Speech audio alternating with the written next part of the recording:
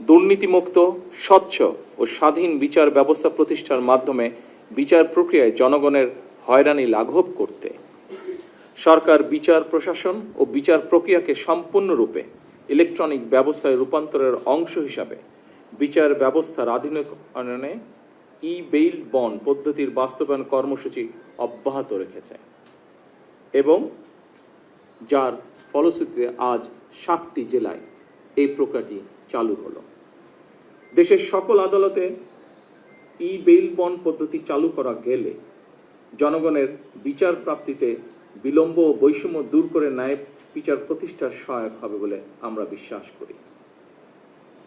ন্যায় বিচারে বিলম্ব করা মানেই ন্যায় বিচারকে উপেক্ষা বা অস্বীকার করা। আমি আশা করি বিচার বিভাগ, কারা কর্তৃপক্ষ এবং সংশ্লিষ্ট সকল প্রতিষ্ঠান আন্তরিক উদ্যোগ নিয়ে ই-বেইল বন্ড ব্যবস্থাকে এগিয়ে নিয়ে যাবেন। আদালত থেকে জামিন পাওয়ার পর আদালতের বিভিন্ন দপ্তর ঘুরে জামিননামা হাতে পৌঁছতে কয়েকদিন সময় লাগার কারণে সংশ্লিষ্ট ব্যক্তির কারামুক্তি হতে দেরি হয়।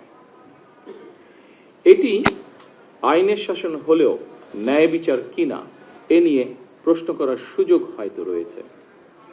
ফ্যাসিবাদী শাসনামলে আমরা দেখেছি আইনের দোহাই দিয়েই এমনকি রাতের বেলা আদালত বসিয়ে ভিন্ন দল এবং মতের শত শত মানুষকে শাস্তি দেওয়া হয়েছে। সেগুলো অবশ্যই ন্যায় বিচার ছিল না, বরং আইনি বিচারে আইনের অবিচার চালানো হয়েছিল। আইনের শাসন এবং ন্যায় বিচার বিষয় দুটি একটি আরেকটির পরিপূরক।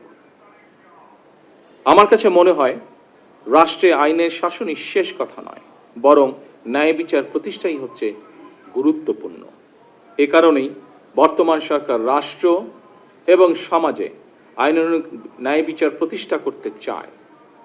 ন্যায় বিচার প্রতিষ্ঠার জন্য প্রয়োজন ন্যায়পরায়ণ বিচারক। আমি মনে করি জামিন প্রক্রিয়ায় ই-বেইল বন্ড ব্যবস্থা বিচার প্রার্থীদের ক্ষেত্রে বিচার প্রতিষ্ঠার যাত্রাপথে একটি উল্লেখযোগ্য ধাপ। উপস্থিত আইনজীবী বৃন্দ, জামিনের নথি অনলাইনে দাখিল করার ইলেকট্রনিক জামিননামা বা ই-বেইল বন্ড পদ্ধতির মাধ্যমে অল্প কিছু সময়ের মধ্যেই জামিননামা সংশ্লিষ্ট ব্যক্তির কাছে পৌঁছে যাওয়ার ফলে বিচার প্রার্থীদের হয়রানি লাঘব হবে ইনশাআল্লাহ। আগে একটি জামিননামা সম্পন্ন করতে আদালত থেকে জেলখানায় পৌঁছানো পর্যন্ত আইনজীবী, মোহরি, ম্যাজিস্ট্রেট, পুলিশ, পিয়ন সহ নানা পরিক্রমায় কমপক্ষে 13টি ধাপ পার হতে হতো, বা যা এখনো বিভিন্ন জায়গায় হচ্ছে। ই-বেইল বন্ড পদ্ধতি চালুর পর এখন সংশ্লিষ্ট ব্যক্তির কাছে জামিননামা কিছু সময়ের মধ্যেই পৌঁছে যাবে। এ কারণেই বর্তমান সরকার সারা দেশের সকল আদালতকে ই-বেইল বন্ড পদ্ধতির আওতায় আনার সিদ্ধান্ত নিয়েছে। এরই অংশ হিসেবে আজ থেকে বগুড়া, ঝিনাইদহ, যশোর, মাগুরা, রাজশাহী, নাটোর ও কুষ্টিয়া এই কটি জেলাতে আদালতের কার্যক্রমে ই-বেইল বন্ড পদ্ধতি চালু করা হলো। এর ফলে জামিনপ্রাপ্ত ব্যক্তি জামিন পাওয়ার পর কারামুক্তির ক্ষেত্রে হয়রানি লাঘব হবে। অপরদিকে বিরোধী পক্ষ কিংবা মধ্যস্থতাভোগীদের তৎপরতা কিংবা জামিননামা জালিয়াতির ঘটনার সুযোগও কমে আসবে বলে আমরা দৃঢ়ভাবে বিশ্বাস করি।